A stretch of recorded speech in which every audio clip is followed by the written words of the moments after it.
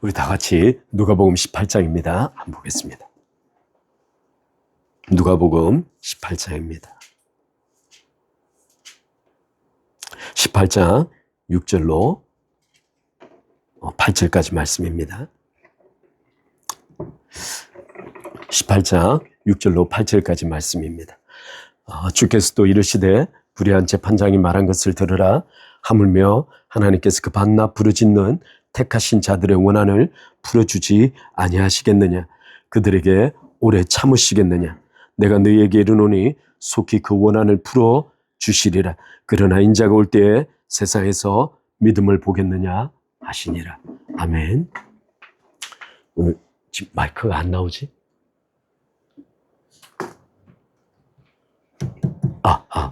마이크가 나오는군요.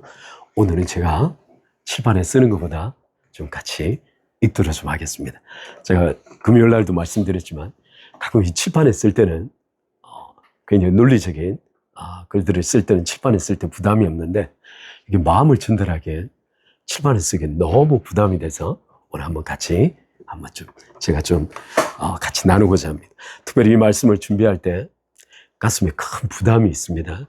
무엇보다도 기도는 제 자신 스스로도 절대 자유로울 수 없는 영역이기에 너무나 많은 생각을 하게 된 설교 내용의 또 하나는 이것이 지적이 될까봐 가슴에 너무 큰 부담이 있습니다. 하나님께서 그렇게 하면 안 된다고 말씀하시는 것 같아서 지적이기보다 우리 모두가 같이 고민한다고 생각하시고 함께 좀 들었으면 좋겠습니다. 오늘 예수님께서는 마지막 때의 기독교, 특히 교회가 경험하게 될 가장 심각한 문제는 바로 기도의 부재가 될 것이라고 오늘 이 본문은 지적하고 있습니다. 놀라운 사실은 예수님께서 이 구절에서 기도와 믿음을 동일시 하셨다는 것입니다. 바꿔 말하면 기도를 넘어서는 믿음은 없다는 겁니다. 기도를 넘어서는 믿음은 없습니다. 예수님께서 지적하신 대로 오늘날 서구 기독교 또 우리 한국을 포함해서 모든 기독교가 경험하고 있는 가장 중대한 문제는 기도의 부재입니다. 누가복음 18장 1절에서 8절까지 기도를 설명하기 위하여 예수님께서 언급하신 인물은 공의와 권리를 박탈당한 한 과부입니다. 이는 마지막 때에 주님의 성도들이 경험하게 될 가장 어려운 문제, 가장 심각한 문제가 바로 이 억울함, 원한의 문제가 될 것임을 암시하고 계신 것입니다. 때문에 7절에서 예수님께서는 기도를 들으시는 하나님 아버지를 원한을 풀어주시는 분으로 소개하고 계십니다. 물론 예수님께서 언급하신 원한은 우리가 아는 일반적으로 생각하는 보복이 아닙니다. 왜냐하면 모든 그리스도인들은 원수를 사랑하도록 부르심을 받았기 때문입니다. 나아가 예수님께서는 우리를 핍박하는 자들을 위하여 기도하라고 가르치셨습니다. 그렇다면 이 원한은 단순한 보복이 아니라 영적인 문제, 즉 원수인 마귀와 그 추종자들에 의해 자행되고 있는 광범위한 죄와 불의에 대한 거룩한 분노를 의미합니다. 나아가 동시대에 압제받고 있는 형제와 자매, 사람들을 위한 중보를 의미하며 나아가 하나님의 도래를 간절히 구하는 부르짖음을 의미한다고 볼 수 있습니다. 예수님께서는 마지막 때에 원수들을 향한 거룩한 분노, 압제를 당하는 자들을 위한 중보, 그리고 하나님의 나라의 도래를 구하는 간절한 부르짖음을 거의 볼 수 없게 될 것이라고 경고하고 계신 것입니다. 마지막 때를 살아가는 지금 예수님께서 인정하실 만한 참 그리스도인들은 얼마나 될까요? 뜨거운 새벽 기도와 금요 철학 기도를 통해 민족적 신앙을 지켜온 오늘 우리 대한민국의 교회의 기도 문제는 그 어느 때보다 심각한 상황에 직면해 있습니다. 어제 좀 여러 가지 말씀을 듣다가 마이클 리브스라는 목사님의 이야기를 좀 들었습니다. 이분은 유니온 신학자 총재이신데요. 조직신학 또 교회신학을 하신 분입니다. 특별히 이분이 기도의 시리즈를 다루는데 여기 번역이 올라와서 제가 잠깐 들었습니다. 이분의 말씀에 의하면 현대 절대 다수의 그리스도인들, 특히 교회 지도자들이 경험하고 있는 기도 부재 상황에 대하여 그분은 다음과 같이 지적하셨습니다. 지금 이 시대는 많은 교회의 지도자들조차 하나님과 깊이 교제하는 것에 점점 소홀해지고 있는 것이 사실입니다. 지도자들의 기도 부족 혹은 기도 부재는 섬기는 교회의 영적 상태에 심각한 영향을 미치게 된다고 지적하셨습니다. 그 대표적인 예가 고린도 교회라고 말씀하셨습니다. 지도자들이 하나님의 말씀을 인간적 방법으로 다루고 그리스도를 대신하여 자신을 높이고 교회 성도들 사이에서는 자신들이 좋아하는 지도자들을 앞세우는 쟁탈전이 벌어지고 영적인 지각을 잃어버린 성도들은 하나님의 뜻과 시대를 분별하지 못한 채 세상에 던지는 미끼에 물려 이리저리 끌려다니는 육신적인 삶을 살아가게 되는 것이 고린도 교회였습니다. 일부에서는 세상에서조차 들어본 적 없는 충격적인 죄악과 심각한 차별이 교회 안에서 버젓이 행해지는 정말 안타까운 상황이 고린도 교회의 상황이었습니다.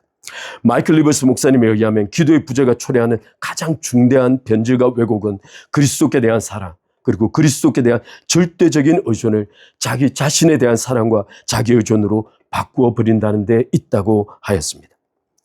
기도의 붕괴가 초래하는 가장 대표적인 현상은 바로 마르다 신드롬입니다.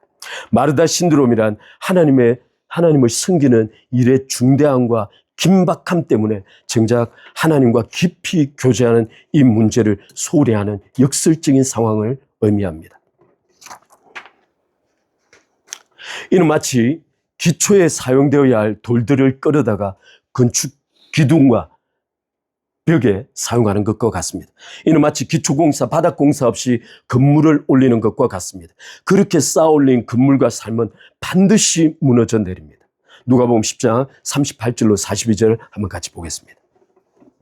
누가복음 10장 38절과 42절 함께 보겠습니다.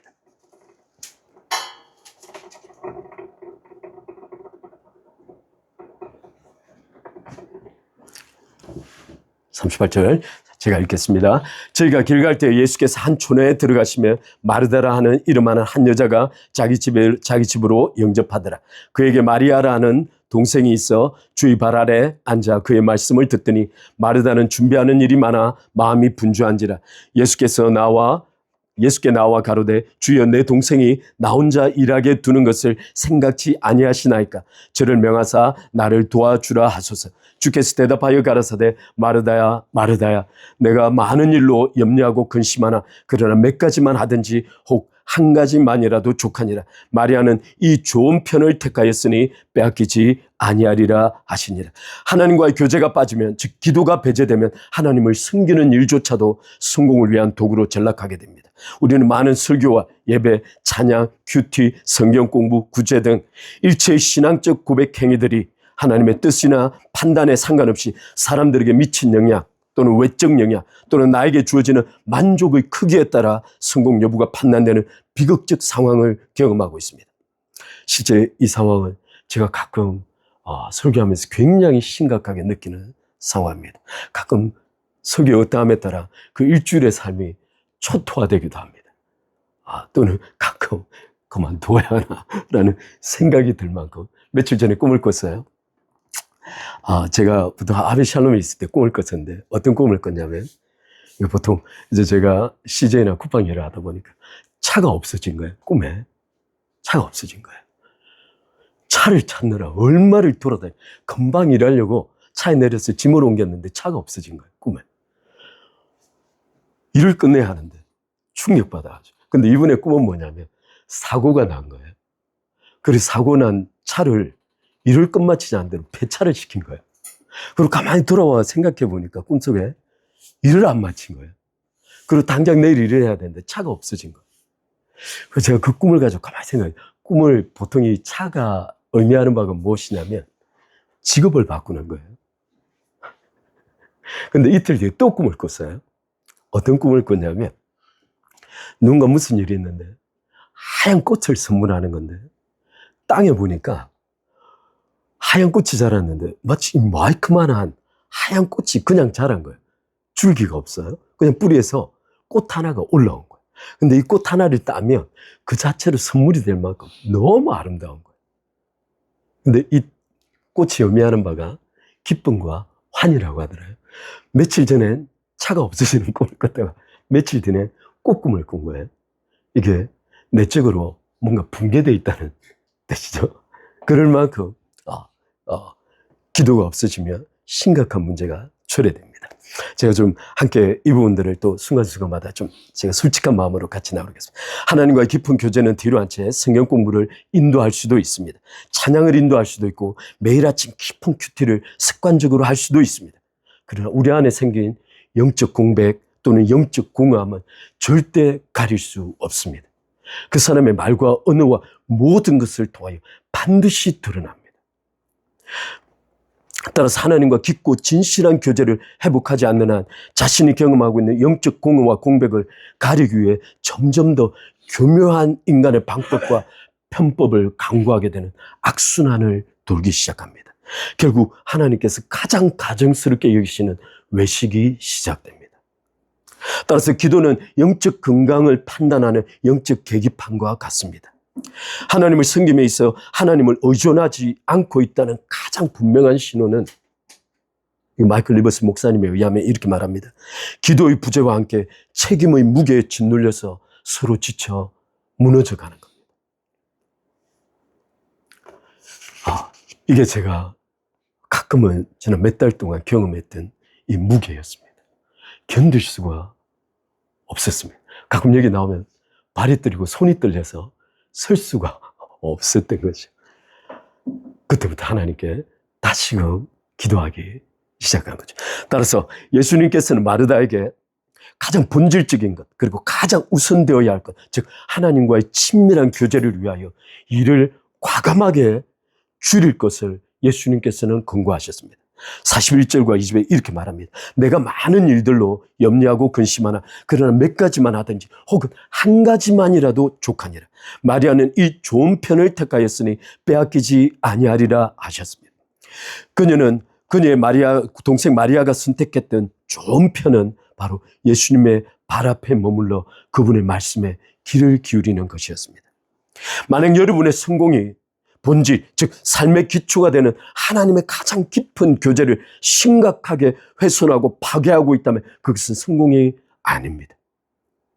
여러분이 소유한 것이 또는 우리가 소유한 것이 믿음의 본질을 무너뜨리고 있다면 소유해서는 안 되는 것을 소유하고 있는 겁니다. 그것은 과감하게 흘려보내야 합니다. 마귀는 여러분을 광야에서 성전 꼭대기로, 다시 성전 꼭대기에서 산 정상으로 데리고 다니며 당신이 가장 좋아할 만한 것들, 그리고 당신이 가장 필요한 것들을 보여주며 충동할 것입니다. 심지어 마귀는 당신에게 하나님의 말씀을 인용하면서 하나님께서 널 지켜줄 것이라고 설득할 것입니다. 마귀의 목적은 하나밖에 없습니다. 바꿔 말하면 기초 없는 집을 지어 올리라는 겁니다. 심지어 마귀는 그 집을 짓는데 자신조차도 힘껏 돕겠다고 약속합니다. 그러나 비바람, 폭풍과 몰아치며 즉시 모든 것이 쓸려 내려가고 비로소 그때가 되어야 기초가 없다는 사실을 깨닫게 됩니다. 믿음의 크기는 기도의 크기를 벗어날 수 없습니다. 그리고 기도의 크기보다 높고 큰 건물을 절대 건축할 수 없습니다. 기도를 초과하는 믿음의 건물은 절대 쌓아질 수 없습니다. 기초 없는 건물은 허구입니다. 좋은 편을 선택한 마리아는 하나님께서 정하신 결정적인 시간, 결정적인 장소에서 위대한 선택을 할 수 있게 되었습니다. 마가복음 14장 3절 9절을 한번 같이 읽어보겠습니다. 마가복음 14장 3절 9절입니다.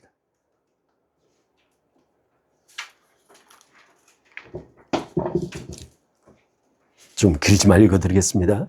예수께서 베다니 나베 환자 시몬의 집에서 식사하실 때 한 여자가 매우 값진 향유 곧 순전한 나드 한 옥합을 가지고 와서 그 옥합을 깨뜨려 예수의 머리에 부으니라고 기록하고 있습니다. 많은 신학자들이 특별히 향유가 부어지는 세 번의 사건이 있는데 이 세 번의 사건 모두 다 마리아에 의한 것으로 추정하고 있습니다.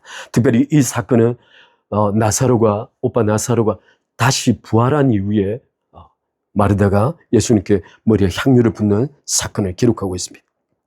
어떤 사람들이 화를 내어 서로 말하되 어찌하여 이 향유를 허비하는가? 이 향유를 300데나리온 이상에 팔아 가난한 자들에게 줄 수 있었겠도다 하며 그 여자를 책망하는지라. 예수께서 이르시되 가만두라. 너희가 어찌하여 그를 괴롭게 하느냐? 그가 내게 좋은 일을 하였느니라. 바꿔 말하면 좋은 것을 선택한 마리아가 예수님께 좋은 일을 하고 있는 겁니다. 가난한 자들은 항상 너희와 함께 있으니 아무 때라도 원하는 대로 도울 수 있거니와 나는 너희와 항상 함께 있지 아니하니라. 그는 힘을 다하여 내 몸에 향유를 부어 내 장례를 미리 준비하였느니라. 내가 진실로 너희에게 이르노니 온 천하에 어디든지 복음이 전파되는 곳에는 이 여자가 행한 일도 말하여 그를 기억하라 하시니라. 예수님의 발 아래 앉아 예수님의 말씀을 경청하던 마리아는 옥합을 깨뜨려 예수님의 머리에 부음으로써 예수님의 장례를 준비하는 자로 영원히 복음의 일부가 되었습니다. 그렇다면 기도란 무엇일까요? 지금부터 좀 마이클 리버스가 기도를 정의하는 몇 가지 쭉 이야기가 나오는데 그걸 좀 확대해서 함께 좀 나누도록 하겠습니다. 기도와 연관하는 많은 그리스도인들이 가장 심각한 착각을 가지고 있습니다. 기도를 그리스도인이 실천해야 할 여러 활동 중에 하나로 간주하는 겁니다. 일반적으로 기도는 성경 공부 과정에서 기도는 이렇게 가르칩니다. 성경 읽기, 큐티하기, 셀그룹 미팅하기, 관계 형성하기, 여러 등등의 활동 중에 하나로 가르쳐집니다. 그러나 기도는 그리스도인이 실천해야 할 여러 활동 중에 하나로 생각하면 심각한 왜곡이 발생하게 됩니다. 기도는 여러 활동들처럼 효율성을 극대화하기 위하여 기술과 팁을 익혀야 하는 문제가 전혀 아닙니다. 기도 일지를 쓴다거나 기도 앱을 설치한다거나 기도 목록을 만들거나 선교 단체가 발행하는 여러 기도 제목들을 참조한다거나 말씀으로 기도하는 여러 가지 테크닉을 가르치거나 무수한 기술적 도구와 팁들이 기도에 주어질 수 있으나 그것이 기도의 본질이 아닙니다. 최악의 기도의 팁은 기도를 주문으로 전락시키는 것입니다. 예수님 당시 유대 지도자들이 구약의 숭고한 기도 같은 신앙을 외식과 우상 숭배로 타락시킨 가장 치명적인 죄악이 바로 기도를 주문으로 전락시킨 것입니다.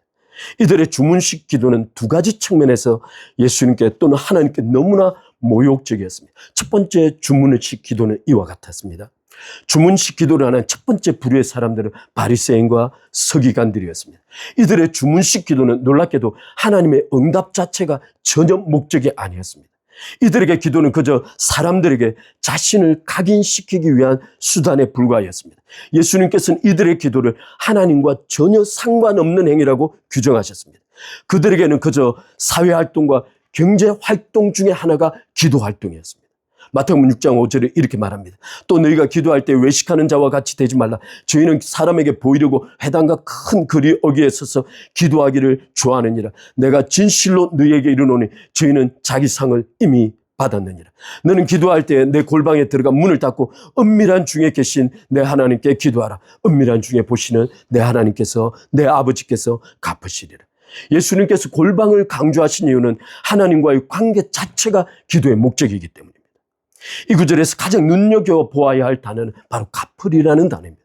이 가플이라는 단어는 아포디돔이라는 단어입니다. 원래 이 디돔이라는 헬라어가 주다라는 단어입니다. 이 아포디돔이라는 접두어를 붙여서 되돌려주다, 갚아주다, 보상하다, 지급하다 등으로 번역됩니다. 이 단어는 기도 응답 자체를 가리키는 단어는 따로 있습니다. 바로 마태복음 7장 9절에 가면 이렇게 기록하고 있습니다. 7장 9절 한번 보겠습니다. 마태복음 7장 9절 한번 보겠습니다. 마태복음 7장 9절. 너희 중에 누가 아들이 떡을 달라 하는데 돌을 주며 라고 기록하고 있습니다. 생선을 달라 하는데 뱀을 줄 사람이 있겠느냐. 너희가 악한 자로도 좋은 것으로 자식에게 줄 알거든 하물며 하늘에 계신 너희 아버지께서 주 구하는 자에게 좋은 것으로 주시지 아니하기. 이때 주시다에 사용되는 단어는 에피디도미입니다.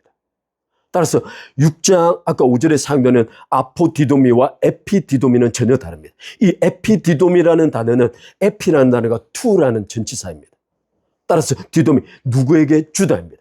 이 7장 9절에 말하고 있는 에피디도미는 기도를 통하여 요청한 바로 그것을 응답하여 주다라는 의미를 가지고 있습니다. 그러나 6장 5절에 사용하고 있는 이 아포디도미는 기도 자체에 대한 응답을 말하고 있지 않습니다. 기도 요구에 대한 응답이 아니라 기도 행위 자체에 대한 하나님의 갚음을 지금 이야기하고 있습니다. 따라서 에피디돔이라는 기도 요청에 대한 문제 자체에 대한 하나님의 응답을 의미한다면 이 아포디도미는 하나님의 존재를 인정하고 하나님만을 의지하며 하나님 앞에 나온 그의 믿음에 대하여 하나님께서 상 주신다는 개념으로 해석되어집니다. 믿음에 의한 기도 행위 자체를 하나님께서 보상하겠다는 뜻입니다. 바꿔 말하면 기도 행위를 하는 그의 믿음에 대하여 하나님께서 보상으로 갚으시겠다는 것을 의미합니다. 따라서 정상적인 기도의 기초는 바로 다름 아닌 하나님께 대한 믿음입니다. 히브리서 11장 6절에 이렇게 말합니다. 믿음이 없이는 기쁘시게 못하나니 하나님께 나아가는 자는 반드시 그가 계신 것과 또한 그가 자기를 찾는 자들에게 상 주시는 이심을 믿어야 할지니라. 바꿔 말하면 바로 여기 상 주시라는 단어가 아포디돔이라는 단어입니다. 하나님께서는 자신을 믿고 신뢰하는 자들의 고백적 행위를 마치 자신이 그들에게 빚진 것처럼 생각하신다는 것이 이 갚으시다라는 동사의 핵심 의미입니다. 하나님 믿고 신뢰하는 고백적 행위의 절정이 바로 기도입니다. 따라서 기도의 요청에 대한 응답 에피디도미는 기도하는 믿음에 대한 하나님의 상급 곧 아포디도미에 따르는 부가적인 은혜일 뿐입니다. 제가 잠깐 좀 이 부분을 좀 설명해 주겠네요. 우리는 기도를 올립니다. 그리고 기도의 제목들이 있습니다. 기도의 구체적인 요청이 있습니다. 이게 마태복음 7장 9절에서 아들이 떡을 달라는 것과 생선을 달라는 이 떡과 생선의 문제입니다. 근데 마태복음 6장 5절에 예수님께서 말씀하고 계신 이 갚으시리라는 이 단어는 기도의 제목과 관련된 게 아닙니다. 따라서 이 기도의 상대는 마태복음 6장 5절의 이 단어 아포디돔이라는 이 단어는 여기에 말하고 있는 에피디돔이라는 이 단어와 전혀 의미가 다릅니다. 따라서 에피디돔이 없는 아포디돔이는 가능합니다. 가끔 우리가 구하는 것이 하나님의 뜻에 합당하지 아니하게 하나님께서는 에피디도미를 하지 않을 수 있습니다. 그러나 하나님께서는 그가 하나님을 의지하는 믿음 자체에 대하여 반드시 아포디도미를 하시는 것입니다. 그러나 아포디도미 없는 에피디도미는 없습니다. 따라서 하나님을 인정하지 않는 채로 하나님께 기도하고 요청하는 것에 대한 응답은 존재할 수 없다는 것입니다. 따라서 아포디도미 속에 에피디도미가 존재하는 겁니다.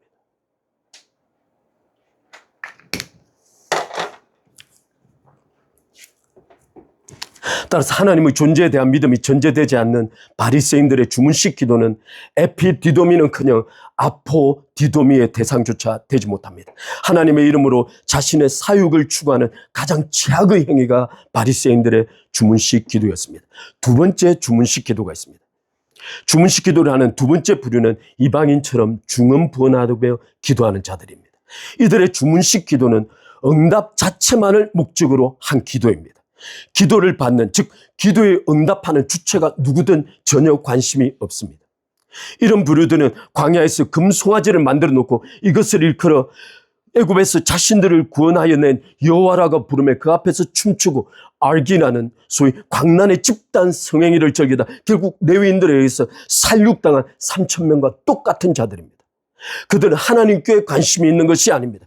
적과 꿀이 흐르는 땅을 자신들의 손에 쥐어줄 수만 있다면 그것이 누구든지 상관없이 기꺼이 숭배하겠다는 것들이 바로 그들입니다. 따라서 아포디도미 없이 에포디도미만을 추구하는 것이 바로 이방인들의 중언부언의 기도입니다. 그것은 불가능합니다. 하나님께서 가장 가정이 일으키는 자들입니다. 기도를 통해 그 무엇이라도 우리는 구할 수 있습니다. 그러나 기도에는 하나님 외에 그 어떤 이면적 목적도 존재해서는 안 됩니다. 기도 자체를 수단으로 이익을 취하는 것은 기도의 대상이 되시는 하나님을 모욕하는 가장 모욕적인 행위입니다. 위에서 언급한 대다수의 여러 기도의 기술들과 팁들은 기도를 다른 여러 경건 활동 중에 하나로 변질시켜버립니다. 기도가 여러 활동들 중에 하나가 될 수 없는 몇 가지 이유를 좀 살펴보겠습니다. 첫 번째, 기도 자체가 인간이 하나님께 올려드리는 가장 위대한 찬양이자 예배이기 때문입니다. 다시 한번, 기도 자체가 인간이 하나님께 올려드릴 수 있는 가장 위대한 찬양이자 예배이기 때문입니다. 칼빈은 기독교 강요에서 기도는 인간이 할 수 있는 가장 위대한 믿음의 행위라고 규정하였습니다. 하나님께 대한 가장 위대한 사랑의 고백이 기도입니다. 하나님을 의지한다는 가장 확실한 고백이 기도입니다. 하나님을 찬양한다는 가장 뜨거운 고백이 기도입니다. 하나님을 만유의 주로 인정하는 가장 명확한 고백이 기도입니다. 마이클 리버스는 목사님은 이같이 말했어요. 칼빈의 이 말은 기도하지 않는 삶은 스스로 무신론자임을 자임하는 것과 같다고 해석하였습니다. 때문에 그는 기도는 우리 존재 자체를 하나님 앞에 벌겨벗겨 드러나게 한다고 말했습니다. 기도 앞에서 그 누구도 거짓말을 할 수 없습니다. 하나님께 대한 믿음과 사랑의 깊이는 기도의 깊이를 절대 벗어날 수 없습니다.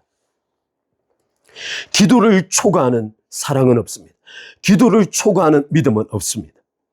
로이드 존스 목사님께서 돌아가신 후에 그의 위대한 설교의 기초가 무엇인지 묻는 질문에 그의 사모님은 그가 얼마나 기도했었는지를 말씀하셨습니다. 로이드 존스 목사님은 위대한 설교자이기 전에 위대한 기도자였습니다. 만약 누군가 위대한 설교 이면에 기도가 존재하지 않고 있다면 즉시 벗어나야 합니다. 왜냐하면 마귀가 곧 역사할 것이기 때문입니다. 두 번째 이유가 있습니다. 하나님께 기도는 인간의 요구가 이루어지는 시공간이 아닙니다. 하나님의 필요가 관철되는 시공간이 바로 기도입니다. 마태복음 6장 8절에 이렇게 말합니다. 그러므로 저희를 본받지 말라. 구하기 전에 너희에게 있어야 할 것을 하나님 너희 아버지께서 이미 아시느니라. 그러므로 너희는 이렇게 기도하라. 하늘에 계신 우리 아버지여, 이름이 거룩히 여김을 받으시오며 나라의 임하옵시오며 뜻이 하늘에서 이룬 것 같이 땅에서도 이루어지다. 기도가 있기 전에 이미 하나님께서는 우리가 기도할 바를 알고 계신다고 말하고 있습니다. 그 의미가 무엇일까요? 우리는 늘 기도를 생각하며 제 자신조차도 늘 우리의 입장에서, 인간적 입장에서 기도를 생각해 왔습니다. 하지만 지금 이 말씀은 기도가 인간에게 가지는 가치가 아니라 기도가 하나님께 가지는 가치에 대해서 말하고 있습니다. 다시 한번, 기도가 인간에게 대하여 가지는 가치가 아니라 기도가 하나님 앞에 하나님께 어떠한 가치를 가지고 있는가를 이 본문이 지금 말하고 있는 것입니다. 기도의 핵심은 땅의 피로를 하늘에 관철시키는 것이 아닙니다. 오히려 하늘의 피로가 땅에 관철되게 하는 것입니다. 가장 위대한 기도는 하늘을 땅으로 내려줘야 하는 것입니다. 하나님께서는 기도를 하늘에서 이미 완성된 하나님의 영광과 뜻, 그리고 하나님의 나라가 땅에서 이루어지는 통로로 하나님께서 결정하셨습니다. 기도로 통로를 결정하셨습니다. 따라서 하나님께 있어 기도하는 자만큼 소중한 자가 없습니다. 따라서 하나님께서는 에피디도미는 없을지라도 반드시 기도하는 자에게 에포디도미를 약속하고 계신 이유가 바로 그 때문입니다. 하나님 나라의 필요는 위대한 설교자가 아닙니다. 위대한 교사가 아닙니다. 위대한 구제자가 아닙니다. 바로 위대한 기도자가 하나님의 절대적 필요입니다. 기도하는 자는 스스로 하나님의 나라의 백성임을 자인하며 드러내고 있는 것과 같습니다. 세 번째 이유가 있습니다. 기도는 신앙생활에 있어 모든 재반 활동을 가능케 하는 기초이자 열매입니다. 기도는 여러 활동들 중에 하나가 아닙니다. 그런 여러 활동들이 빚어내는 절정의 꽃이 기도입니다. 또한 그런 모든 활동들을 의미 있게 하는 기초가 기도입니다. 기도는 인간이 하나님께 표현할 수 있는 최고의 최상의 고백 행위입니다. 따라서 엄밀하게 말해 기도로 이어지지 않는 모든 활동들은 믿음과 무관합니다. 이는 마치 사랑이 없는 방언과 같으며 사랑이 없는 예언과 같으며 사랑이 없는 헌신과 같으며 사랑이 없는 희생과 같습니다. 그것은 그냥 쓰레기 더미일 뿐입니다. 마가복음에 의하면 마귀는 기도 없는 그 무엇을 두려워하지 않습니다. 다시 한번, 마귀는 기도 없는 그 무엇도 두려워하지 않습니다. 마가복음 9장 29절에 이렇게 말합니다. 이르시되 기도 외에는, 기도와 금식 외에는, 이런 것들 외에는 다른 것으로는 이런 유가 귀신이 나갈 수 없느니라고 예수님께서 말씀하셨습니다. 사도행전 19장 11절로 16절에서 바울이 에베소에서 사역할 때 있었던 사건을 다음과 같이 기록하고 있습니다. 하나님이 바울의 손으로 희한한 능을 행하게 하시니 심지어 사람들이 바울의 몸에서 손수건이나 앞치마를 가져다가 병든 사람에게 얹으면 그 병이 떠나고 악귀도 떠나더라. 바꿔 말하면 바울은 이 시대 또는 살아왔던 주님의 몸된 교회의 가장 위대한 기도자였습니다. 귀신들조차도 바울에게서 넘겨온 그 손수건이 누구의 소유인지 즉시 알아보았습니다. 이에 돌아다니며 마술하는 어떤 유대인들이 시험적으로 악귀에 들린 자들에게 대하여 주 예수의 이름을 불러 말하되 내가 바울의 전하는 예수를 빙자하여 너희를 맹하노라 하더라고 이야기하고 있습니다. 특히 그 중에 유대의 한 제사장 스게와의 7 아들들도 그러한 일들을 행하였는데 악귀가 대답하여 가로되 예수도 내가 알고 바울도 내가 알거니와 너희는 누구냐 하며 악귀 들린 사람이 그 2 사람에게 뛰어올라 억제하여 이기니 저희가 상하여 벗은 몸으로 그 집에서 도망하였다고 기록하고 있습니다. 따라서 예수님의 이름조차도 믿음 없이 기도 없이는 역사하지 않습니다. 귀신들은 정확하게 알아봅니다. 귀신들을 속일 수는 없습니다. 마가복음 16장 17절에 이렇게 말합니다. 믿는 자들에게 이런 표적이 따르리니 곧 저희가 내 이름으로 귀신을 쫓아내며 새 방언을 말하며 뱀을 집으며 무슨 독을 마실지라도 해를 받지 아니하며 병든 사람에게 손을 얹은 즉 나으리라 하시더라. 하나님께서 원하시는 인간의 삶은 귀신이 완전히 제거된 삶입니다. 바꿔 말하면 마귀의 영향력이 완전히 제거된 삶을 하나님께서 인간에게 또는 성도들에게 주고자 하십니다. 하나님의 나라를 회방하며 하나님의 뜻을 집요하게 방해하며 하나님을 대적하는 귀신들이 용납되는 상황과 삶에서는 온전한 신앙적 성장을 기대할 수 없습니다. 예수님께서는 하나님께서 원하시는 귀신이 제거된 삶, 하나님께서 자유롭게 역사하시는 삶의 기초가 바로 다름 아닌 기도라고 말씀하고 계신 것입니다.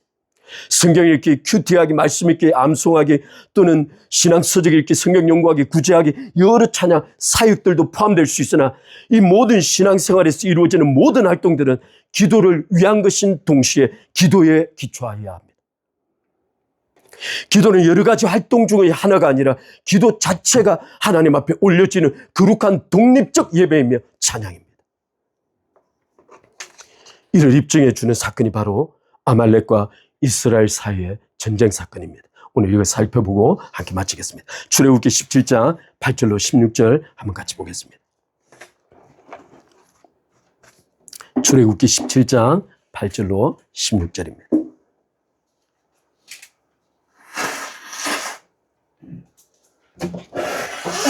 (8절로 16절입니다) 제가 읽겠습니다. 출애굽기 17장 8절로 16절. 그때 아말렉이 와서 이스라엘과 르비딤에서 싸우니라. 모세가 여호수아에게 이르되 우리를 위하여 사람들을 택하여 나가서 아말렉과 싸우라. 내일 내가 하나님의 지팡이를 손에 잡고 산 꼭대기에 서리라. 여호수아가 모세의 말대로 행하여 아말렉과 싸우고 모세와 아론과 훌은 산 꼭대기에 올라가서 모세가 손을 들면 이스라엘이 이기고 손을 내밀면 아말렉이 이기더니 모세의 팔이 피곤하며 그들이 돌을 가져다가 모세의 아래에 놓아 그가 그 위에 앉게 하고 아론과 훌이 한 사람은 이쪽에서 한 사람은 저쪽에서 모세의 손을 붙들어 올렸더니 그 손이 해가 지도록 내려오지 아니한지라. 여호수아가 칼날로 아말렉과 그 백성들을 쳐서 무찌르니라. 여호와께서 모세에게 이르시되 이것을 책에 기록하여 기념하게 하고 여호수아의 귀에 외워 들리라. 내가 아말렉을 없이하여 천하에서 기억도 못하게 하리라. 모세가 제단을 쌓고 그 이름을 여호와 니시라 하고 이르되 여호와께서 맹세하시기를 여호와가 아말렉과 더불어 대대로 싸우리라 하셨다 하였더라. 오늘 이 사건은 하나님께서 의도적으로 기록하게 하신 사건입니다. 왜냐하면 바로 이 여호와 니시라는 이 하나님의 특별한 이름이 이때 주어졌기 때문입니다. 여러분 아시다시피 여호와라는 이름은 I am that I am입니다. 바꿔 말하면 이 이름은 3가지 의미가 있습니다. 하나님은 자존하시는 자, 스스로 계신 자, 또는 피조물로 인식될 수 없는 자. 그리고 3번째 의미가 있습니다. 이것을 예수와 하나님 나라를 책을 지으신 그분이 정의하셨는데 하나님께서 장차 역사를 통하여 자신을 드러내신 모습대로 기억될 분이라는 것을 의미한다고 했습니다. 바꿔 말하면 장차 하나님께서 자신을 드러내시는 대로 너희가 기억하게 될 것이라고 말하는 것이 바로 여호와라는 이름의 뜻입니다. 따라서 이 사건은 비로소 여호와라는 이름이 역사적 사건 속에서 당신을 드러낸 실질적인 계시의 사건이 바로 이 사건으로 지금 명명되고 있습니다. 여호와 니시, 여호와는 나의 깃발이라는 뜻입니다. 하나님께서는 왜 이 부분을 특별히 이스라엘 백성들에게 반드시 기억할 사건으로 주셨을까요? 아말렉 종족의 악마성은 여기에 있습니다. 우리 출애굽기 13장 17절로 18절을 가보겠습니다. 출애굽기 13장 17절로 18절을 가보겠습니다.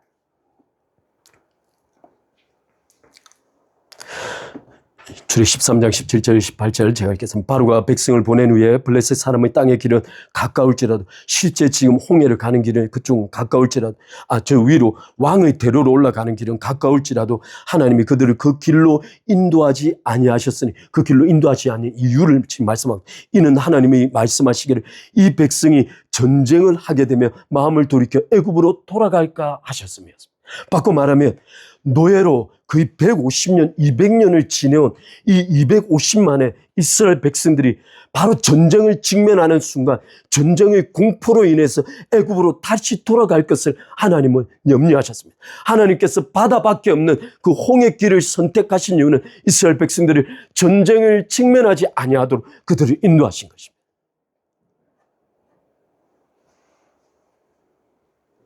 그런데 지금 이 아말렉이 르비딤에서 진치고 있던 이스라엘 백성들을 침략해 들어온 겁니다. 아마 이 사건은 출애굽 홍해를 건넌 지 약 10일 정도 지나서 사건이 아닐까 추정이 됩니다. 따라서 이스라엘 백성들은 노예 생활로 전혀 전쟁을 몰랐던 오합지졸의 노예 집단에 불과했습니다. 이 사건이 발생한 르비딤이라는 이 단어의 뜻이 무엇이냐면 stay, rest 이런 뜻입니다. 안식하다, 머물다 이런 뜻을 가지고 있습니다. 르비딤에서 발생한 사건이 바로 물이 없는 물의 결핍 사건입니다. 따라서 이스라엘 백성들은 그곳에 물이 없어서 목말라서 하나님을 향하여 부르짖었습니다. 그때 그 상황을 하나님께서 뭐라고 말씀하셨냐면 하나님께서 과연 우리 중에 계신가? 하나님께서 살아 계신가? 하나님께서 우리를 함께하고 계시는가? 하나님은 과연 우리를 인도하고 계시는가에 대한 의문을 던질 만큼 심각한 상황이 바로 이 르비딤의 사건이었습니다. 그래서 이스라엘 백성들은 이 르비딤을 마사, 유혹 또는 머리바 또는 갈등의 장소라고 불렀습니다. 하나님께서는 이 장소를 여호와를 시험한 장소라고 하나님께서는 기억하셨어요. 바로 그 상황 속에서 아말렉이 쳐들어온 겁니다.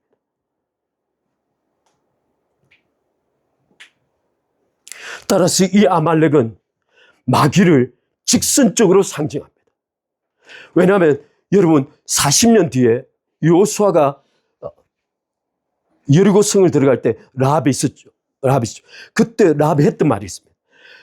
무려 40년 전의 사건을 일컬어서 애굽을 심판하고 홍해 가을을 발로 건너가게 하신 그 하나님께서 이 여리고를 너희에게 주실 줄을 알기에 스파이를 숨겼습니다. 그런데 지금 이 아말렉은 바로 하나님께서 불과 며칠 전까지 애굽을 심판하고 홍해를 건너서 데려오신 이 이스라엘 백성들이 머물러 있는 이 장소를 하나님의 역사를 무시한 채 쳐들어왔습니다. 바꿔 말하면 아말렉 족속은 하나님께서 어떠한 역사와 기적을 통하여 이스라엘 백성들을 인도하시니 관심이 없습니다. 그는 이스라엘 백성 자체를 대적으로 삼았습니다. 하나님께서는 아말렉의 이 사건이 되도록 기억하여 반드시 아말렉 족속 하나까지 사라질 때까지 하나님께서 직접 아말렉을 대적하시겠다고 말씀하셨습니다. 놀라운 사실은 하나님께서 이 이스라엘 백성들이 아말렉을 대적할 때 사용하는 방법이 바로 기도였습니다. 놀라운 사실은 가데스 바네아에서 이스라엘 백성들이 불순종하여 다시 돌아가야 광야로 들어가야 함에도 불구하고 이스라엘 백성들이 하나님께서 계시지 아니함에도 가나안으로 쳐들어갑니다. 그때 이스라엘 백성들을 쳤던 종족이 바로 아말렉입니다. 아말렉에게 쫓겨나가서 수십 명이 죽고 도망쳐서 광야로 들어갔습니다.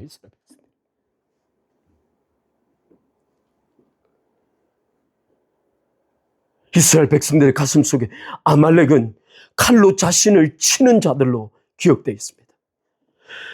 다시 사울이 왕으로 들었을 때 하나님께서 사울에게 명하여 너 아말렉 족속을 치라고 명령하셨을 때 놀랍게 사울은 하나님께 불순종합니다. 그리고는 그의 엄청난 양과 가축들을 데리고 돌아온 동시에 그의 왕 아각을 살려서 같이 옵니다. 그때 사무엘이 하나님의 이름으로 분노하여 그 아각을 쳐 죽입니다.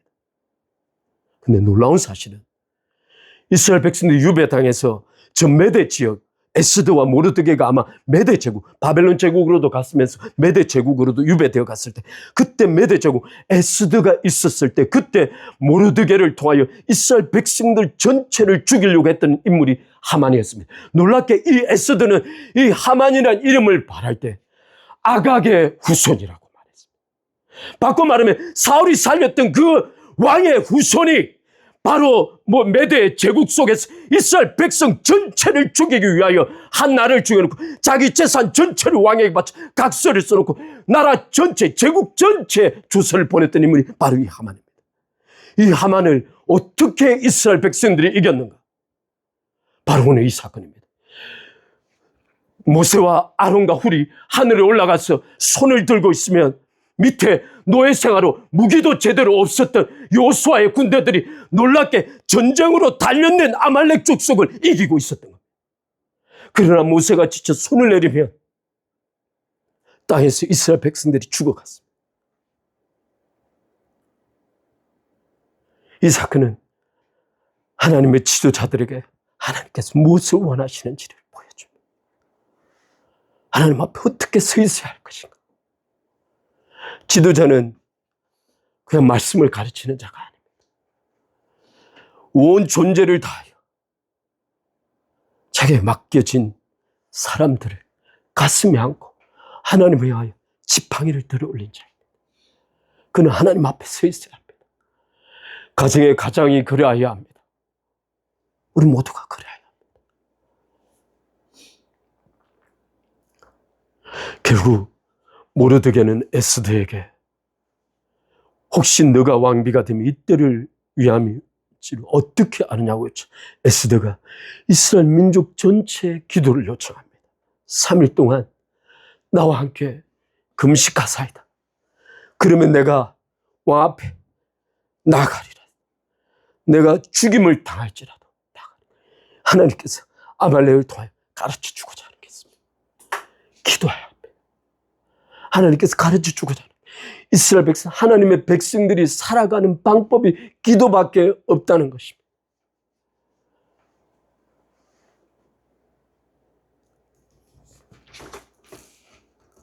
따라서 기도는 생존의 문제입니다. 기도는 그리스도인의 목숨과도 같은 문제입니다. 그리스도인의 삶에 있어서 가장 중요한 요소가 기도가 아니라 절대절명의 요소가 기도입니다. 당시 전쟁은 그냥 종족의 멸절을 의미했습니다. 지는 순간 모든 남자와 노인에게서부터 아이를 다 죽이고 남자를 아는 여자를 다 죽이고 남은 여자들을 다 끌고 가서 종으로 삼았던 시대가 바로 그 시대입니다. 따라서 기도는 생존의 문제이자 절대절명의 문제입니다. 우리는 기도하는 삶을 살아가는 것이 아니라 기도로 사는 삶을 살아가는 겁니다. 그리스도인은 그러한 사람들입니다. 이 사건이 가르쳐주는 몇 가지 교훈이 있습니다. 하나님께서는 하나님의 백성의 삶의 특징을 한 가지로 규정하셨습니다. 기도입니다.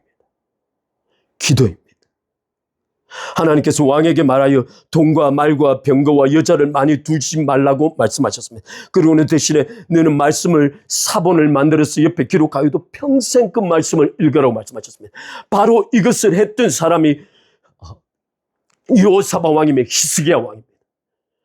아수르의 압도적인 군사들이 들어왔을 때 사네립으로부터 받아든 편지를 가지고 이 히스기야 왕은 하나님의 성전에 올라갑니다.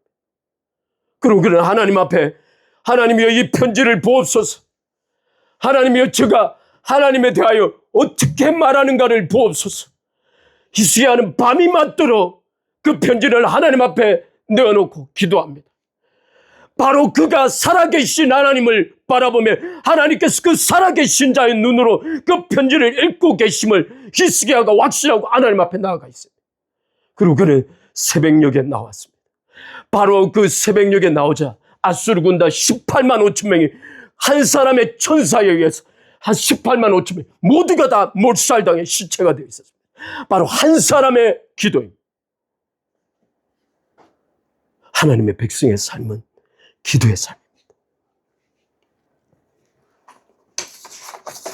하나님께서는 오늘 이 사건을 또 다른 특별한 목적으로 기록하셨습니다. 하나님께서는 이스라엘 백성들에게 이 사건을 기록하여 남기시면서 그들에게 절대 잊혀질 수 없는 시각적 기록을 그들의 마음에 남기고자 하셨습니다. 모세가 손을 들면 여호수아가 이겼습니다. 바꿔 말하면 아래에서 전쟁하고 있는 사람들의 어떠함 때문이 아니라 산 위에서 기도하고 있는 이 지팡이 하나가 전쟁 모두를 결정하고 있었다.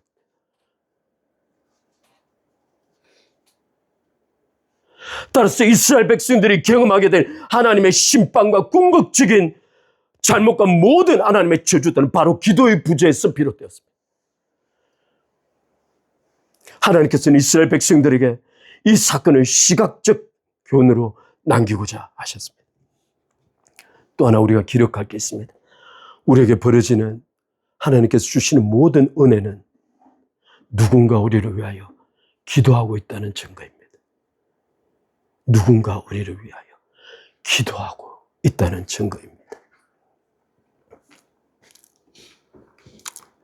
마지막 이 말씀 읽고 마치겠습니다. 여호와께서 모세에게 이르시되 이것을 책에 기록하여 기념하게 하고 여호수아의 귀에 외워 들리라. 내가 아말렉을 도말하여 천하에 기억함이 없게 하리라. 이 아말렉은 마귀를 상징합니다. 하나님께서 우리의 삶에 또는 우리의 모든 교회 성도와 그리스도인의 삶 그렇게 행하실 것입니다. 같이